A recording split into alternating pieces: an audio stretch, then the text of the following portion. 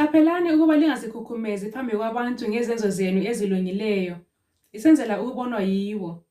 Funa lingabi lamvuzo kuYihlo osezulwini. Ngakho nxa unika isiphiwo, ungakhalisi uphondo phambi kwakho, njengokwenziwa ngabazenzisi emasinagogeni lasezindleleni, ukuba badunyiswe ngabantu. Ngiqinisile ngithi kini, sebewamukele umvuzo wabo. Kodwa wena, nxa unika isiphiwo, isandla sakho sekhohlo kasingakwazi esikwenzayo esokunene sakho, ukuze isiphiwo sakho sibe sekusithekeni. Lo Yihlo obona ekusithekeni uza kukuvuza. Lalapho likhuleka, lingabi njengabazenzisi, ngoba bona bathanda ukukhuleka bemi emasinagogeni lasekuhlanganeni kwendlela ukuze babonwe ngabantu. Ngiqinisile ngithi kini, sebewamukele umvuzo wabo. Kodwa wena, nxa ukhuleka, ngena endlini yakho, uvale umnyango wakho, ukhuleke kuYihlo osensitha. Lo Yihlo obonayo ensitha uza kukuvuza. Ekukhulekeni kwenu lingatemelezi njengabezizwe, ngoba bathi baza kuzwiwa ngokukhuluma kwabo okunengi. Ngakho-ke, lingafanani labo, ngoba uYihlo uyakwazi elikuswelayo lingakaceli kuye. Ngakho-ke, kalibokhuleka ngokunje lithi: Baba wethu osezulwini, kalidunyiswe ibizo lakho. Umbuso wakho kawuze. Intando yakho kayenziwe emhlabeni njengasezulwini. Siphe lamhla ukudla kwethu kwensuku ngensuku.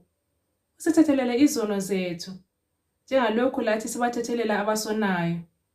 Ungasingenisi ekulingweni, kodwa usikhulule ebubini. Ngoba umbuso ungowakho, lamandla, lobukhosi, kuze kube nini lanini. Amen. Ngoba uba lithethelela abantu izono zabo, lo Yihlo osezulwini uza kulithethelela lani. Kodwa uba lingathetheleli abantu izono zabo, lo Yihlo kayikulithethelela izono zenu. Futhi nxa lizila ukudla linganyukumali njengabazenzisi, ngoba bona bacomba ubuso babo ukuba babonakale ebantwini ukuthi bazilile. Ngiqinisile ngithi kini, sebewamukele umvuzo wabo.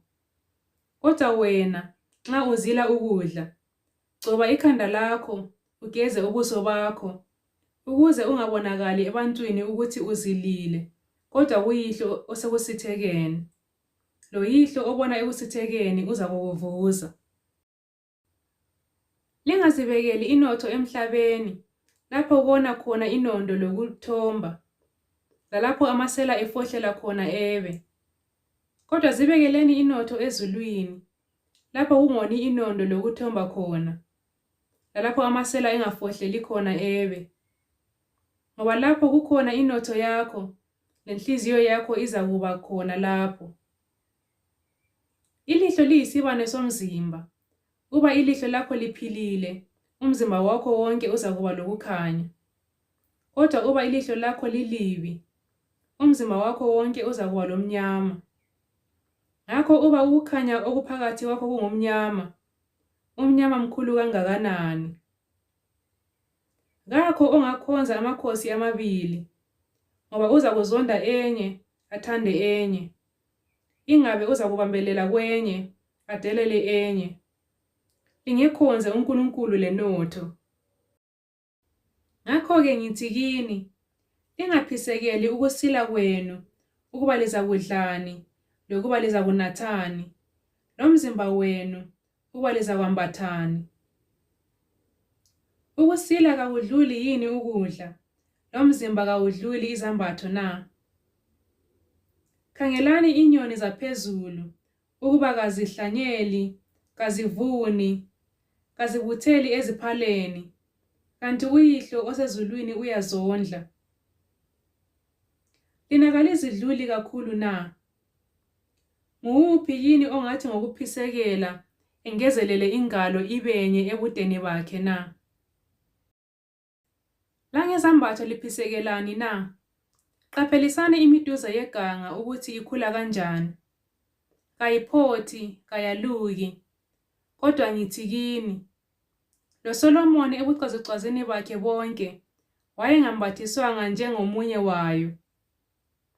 Uba uNkulunkulu esambathisa ngokunjalo utshani beganga obukhona lamuhla, kusasa buphoswa eziko, kaye kulambathisa kakhulu yini lina elilokukholwa okuncinyane na? Ngakho-ke lingaphisekeli lutho lisithi, sizakudlani, ingabe sizakunathani, loba sizakwambathani na? Ngoba konke lokhu abezizwe bayakufuna, kodwa uYihlo osezulwini uyazi ukuthi liyakuswela konke lokhu. Kodwa funani kuqala umbuso wakhe lokulunga kwakhe, khona lezi zinto zonke zizakwengezelelwa kini. Ngakho lingaphisekeli ikusasa, ngoba ikusasa izakuziphisekela yona. Inkathazo yosuku yanele lona.